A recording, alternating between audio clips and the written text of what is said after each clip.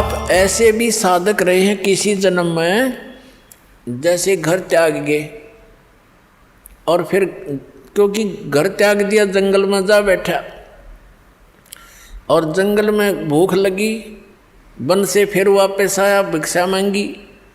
ऐसे ऐसे भी पुण्यात्माओं की जानकारी हमें मिली कि ये ऐसे साधना करता था, गांव से रोटी मांग लाता था, सूखी साखी जैसी कोई देता था और एक दो रोटी खाता था, बाकी टांग देता था कपड़े में बांध के वृक्ष के।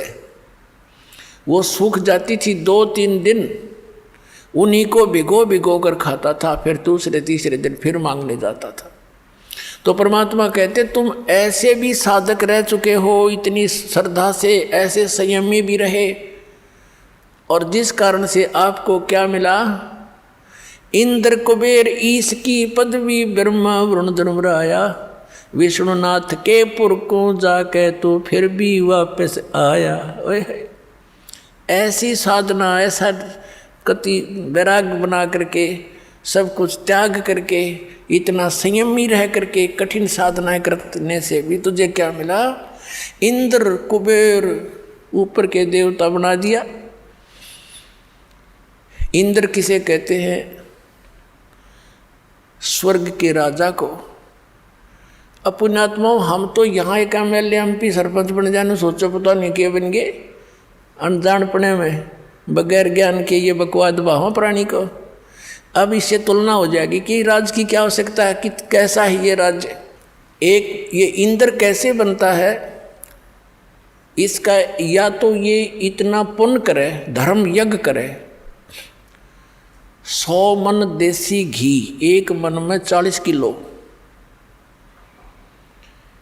100 मन देसी घी एक बार की यज्ञ में लगावे, उसमें हवन भी हो, भंडारे भी हों।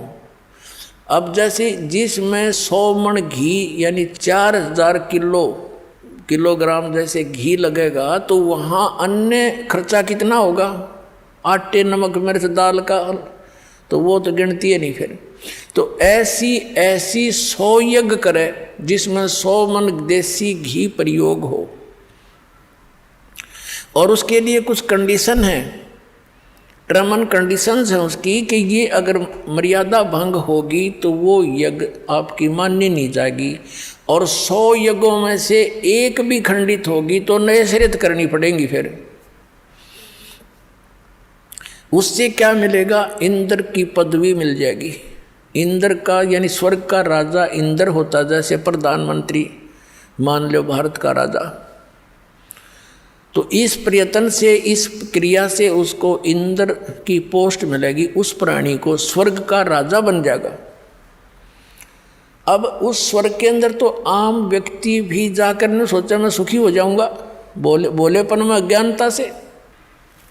अब परमात्मा हमें क्या ज्ञान देना चाहते हैं, इस ज्ञान से आपको सतलोक की इच्छा जागृत होगी।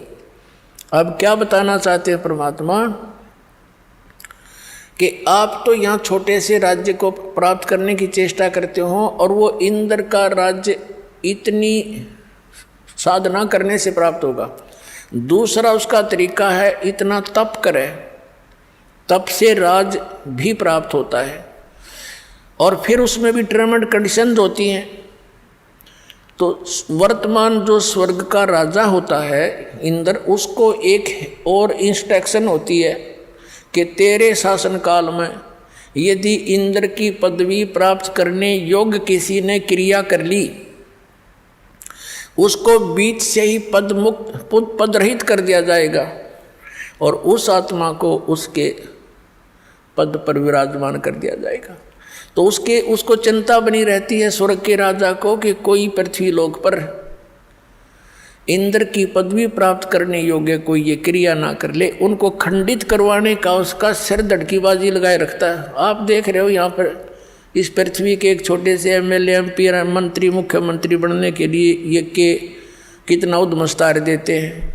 आपको मालूम है राजनीति कितनी खतरनाक है, और वहाँ भी वही राजनीति, वो इतने घटिया स्तर के कर्म कर देता है इंद्र, सोच भी नहीं सकते। अपनी पत्नी को भी भेज देता है अपने स्वार्थ सिद्धि के लिए किसी गैर पुरुष के पास।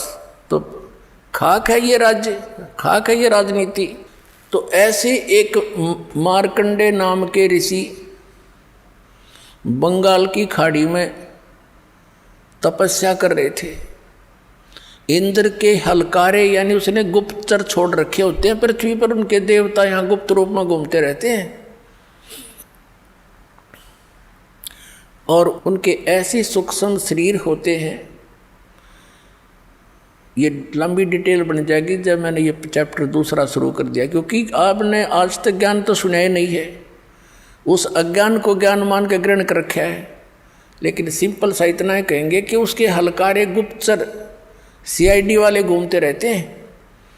और उन्होंने पता लग गया कि ऐसे एक ऋषि मार्कंडे नाम के ऋषि बहुत समय से बैठे हैं, तपस्या कर रहे। इंद्र को चिंता बन गई कि कहीं तेरी गद्दी प्राप्त ना कर ले। उस तप को भंग कराने के लिए, साधना को डिस्टर्ब करने के लिए उसने एक उर्वशी भेजी। एक औरत आई खूबसूरत, और उसने उस ऋषि के सामने थोड़ी सी दूरी पर डांस करना शुरू कर दिया, नाचना शुरू कर दिया।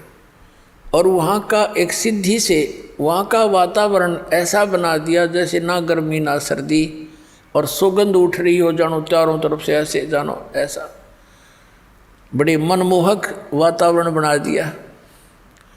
अब वो नाच रही है। मार्कंडे ऋषि आधी आंखें खुली हैं, आधी बंद हैं। जब उसने सारे डांस कर लिए, अंत में वो निवस्त्र होगी। तब मार्कंडे ऋषि बोले, हे बेटी, हे माई, हे बहन, आप यहाँ किस वास्ते आई? तब उर्वशी ने कपड़े पहनते हुए कहा कि हे ऋषि, मेरे स्वरूप को देखकर यहाँ अन्य इस बनखंड के, इस वन के, डिवीजन के, इस टुकड़े के जितने ऋषि महर्षि थे उनके वो तो डामाडोल हो गए, और छोड़ कर इस तपने खड़े होकर लागे देखने मेरे को। लेकिन ना जाने आपकी समाधि कहाँ गई हुई थी, ये आप जानो, आप डगमग नहीं हुए। तब मार्कंडे ऋषि ने बताया कि मेरी जो समाधि थी, समाधि क्या होती है कि यहाँ बैठे वो अपनी दूरबीन से, अंदर की आँखों से, ये अपनी अपनी भक्ति से रेंज घटती बढ़ती रहती है। वो कह रहा कि मैं ब्रह्मलोक में मैं डांस देख रहा था, और वहाँ नाचने वाली औरतों की तेरे जैसी तो 7-7 नौकरानी थी। तो तेरे डांस ने के देखूँ मैं, तो तेरे से इतनी सुंदर थी वो, जिनकी तेरे जैसी तो नौकरानियाँ थी। वहाँ मैं समाधि लगा रहा था। अपने आत्माओं, ये तत्व ज्ञान है, इससे दूध और पानी छनेगा, अलग अलग हो जाएगा। एक तरफ तो ये है कि मार्कंडे ऋषि ने अपनी साधना को सर्वोच्च मान रखा था।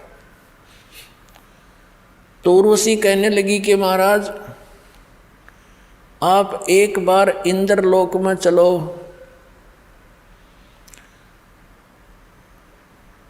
तो मार्कंडे ऋषि ने कहा कि तेरे से कोई और सुंदर हो उसको भेज दे, वो भी ट्राई कर लेगी। तो उर्वशी ने कहा कि मैं इंद्र की पटरानी मैं ही हूँ, यानी सबसे ब्यूटीफुल, सबसे खूबसूरत स्वर्ग की जो औरतों में से एक होती है, वो सची नाम है उसका, और वो इंद्र की पटरानी होती है।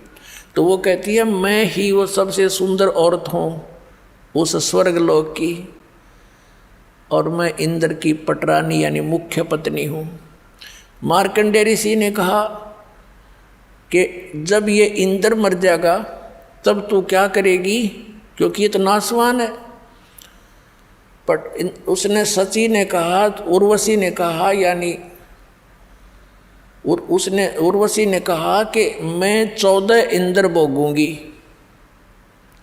अपने आत्माओं, अपना पैमाना लगा लियो, आप क्या भक्ति कर रहे हो और क्या प्राप्ति होगी इस मार्ग को छोड़कर अन्य जो साधनाएं करते हो वहाँ से। अब वो क्या कह रही है उर्वशी, वो कितनी पुण्यात्मा थी, उसने कितने धर्म और पुण्य किए होंगे, वो कह रही है कि ये 14 इंद्र मर जाएंगे, अपना शासन काल पूरा करके इनकी मृत्यु होती रहेगी और मैं 9 की 9 बनी रहूँगी, मैं इनकी पत्नी रहूँगी, यहाँ की पटरानी। ये भी एक पोस्ट है। और नेक्स्ट इंद्र की वह पत्नी बनेगी, वो अपना 14 ऐसे वो 72 चौकड़ी युग, 72 चतुर्युगी, सतयुग, त्रेता, द्वापर, कलयुग, ये 4 युगों का एक चतुर्युगी होता है। ऐसी 72 चतुर्युगी तक 1008 वर्ष तक समझ लो, 1008 ये चतुर्युगी तक ये ब्रह्मा का एक दिन होता है, 1008 चतुर्युग का। तो जब और फिर रात्रि में वो नष्ट हो जाते हैं, तो कहते हैं इस एक दिन में, ब्रह्मा के दिन में 14 ये इंद्र नष्ट हो जाते हैं। तो ये क्या कहती है कि ब्रह्मा के एक दिन में 1008 चतुर्युग तक मैं तो 9 की 9 पत्नी बनी रहूँगी, यहाँ की स्वर्ग की देवी, और जितने जो इंद्र हैं वह 14 इंद्र मरते रहेंगे, मैं कांस्टेंट रहूँगी जब तक, फिर मेरी भी मृत्यु होगी। अब मार्कंडेय ऋषि परिचित थे उनसे। मार्कंडेय ऋषि ने कहा कि 14 इंद्र भी मरेंगे जब तू के करेगी। तो वो क्या बताती है? नियम बताती है, उसका प्रतिफल बताती है, सच्चाई बताती है कि जितने अंदर मैं भोगूंगी वो तो गधे बनेंगे मृतलोक में, पृथ्वी पर, और मैं गधी बनूंगी। मार्कंडेय ऋषि माथे माथ मारता है, फिर जहाँ का राजा गधा बने और वहाँ की पटरानी गधी बने, तो मुझे ऐसे लोक में क्यों ले जावा थी तू? तब उस इंद्राणी ने कहा कि इसलिए ले जाना चाहती थी कि मेरी इज्जत रह जाती, नहीं तो मेरी मजाक करेंगे, मुझे सज़ा दी जाएगी कि तू हार के आगी। या दंड देता है वो जो उस लड़कियों को भेजता है किसी को, जैसे विश्वामित्र तपस्या करे था, उर्वशी भेज दी इस इंद्र ने, उसके साथ उसका संपर्क हो गया। एक लड़की होली ना जब जन्म करके और छोड़ कर जाती रही अक्षमाल ऋषि जी, फिर वो विश्वामित्र रोनता अंड है। तो ऐसी स्थिति है इनकी।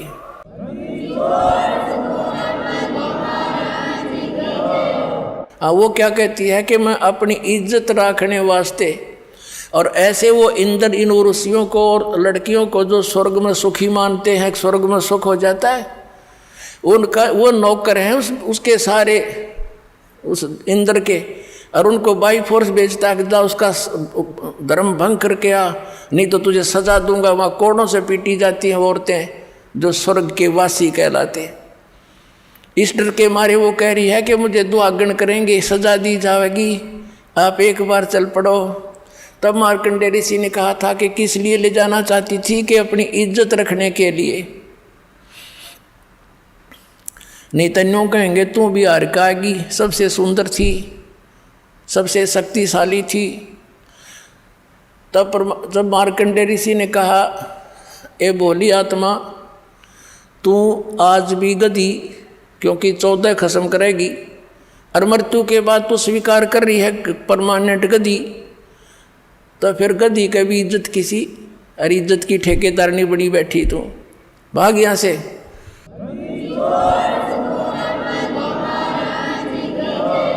फिर क्या हुआ कि इंद्र आ गया वहाँ पर, स्वर्ग का राजा आ गया और कहने लगा, हे बंदनिवाज, हम हारे तुम जीते, इंद्र की गद्दी प्राप्त करो। मार्कंडेय ऋषि कहने लगा, अरे अरे इंद्र तू क्या कह रहा है? इंद्र की गद्दी तो हमारे लिए काग की बीट है, हमें नहीं चाहिए, तो ये रख अपने को। और फिर मार्कंडेय ऋषि ने कहा, इंद्र बात सुन बैठ जा। अब इंद्र तक खुश हो गया कि ऋषि ने बख्श दी मेरी गद्दी वापस, अभी हमने तो इतना ज्ञान है। तब समझाने की चेष्टा की मार्कंडेय ऋषि ने कि देख, मृत्यु के उपरांत तू पशु बनेगा, गधे की योनि में जाएगा, आजा तुझे ऐसी भक्ति बता देता हूँ, तेरा बहुत मोक्ष, तेरा मोक्ष हो जाएगा, ब्रह्मलोक में चला जाएगा। अब और इंद्र क्या कहता है कि महाराज जी ईब तो मौज करने दो, फिर देखूंगा, फिर बोलो।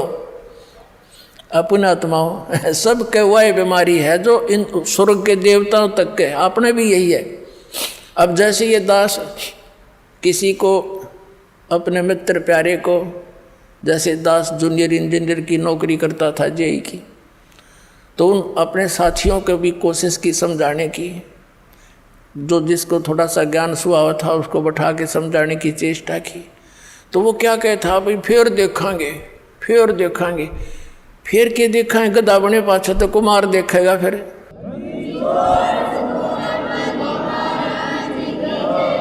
ढाई मन का बोरा कमर पर और लाठी लगेगी गट्टियां पे। देखना अब देख, संतों के विचार सुन और बुराई छोड़ भक्ति कर। देखना तो अब फिर क्या देखेंगे। वास्तविकता ये होती है कि कोई तो गुटी सूटी लावे, 2 पैसे का ब्यों तो दे, बकवाद शुरू करता है ये प्राणी। 2 पैसे माया अधिक हुई ना, और ये नरक में जाने की टिकट बनी ना, तुरंत बन जाती है। तो उनका वह किसी पर गुटी ना छूटे, किसी पर रिश्वत ना छूटे, और कोई 100 बुराइयों में ग्रस्त हो जाता प्राणी। तो वो इस कारण से यूं कहता फिर देखेंगे, और फिर कुछ एक यहाँ तक कह देते तो किसने देखी है, देखी जाएगी। बताओ, अब अंधा जा रहा हो जंगल के अंदर, वन की तरफ, और उसको कोई कहे आँखों वाला कि सूरदास इधर मत जा भाई, ये रास्ता ठीक नहीं, बहुत भयंकर दुख होंगे तो इसमें चला जाएगा, जंगली जानवर हैं, वहाँ काटे हैं, बहुत बुरा हाल हो जाएगा। और वो अंधा वही बोल सकता है जिसने कोई गुटी सूटी ला रखी हो या भांग पी रखी हो, वो कह सकता है ऐसी बातें, किसने देखा, देखी जाएगी। अब अंधे न दिखता ना, आँखें वाले की वो मानता ना, और फिर न्यों का किसने देखा, जिसने देखा है वही तो बता रहा है कि ये रास्ता गलत तेरा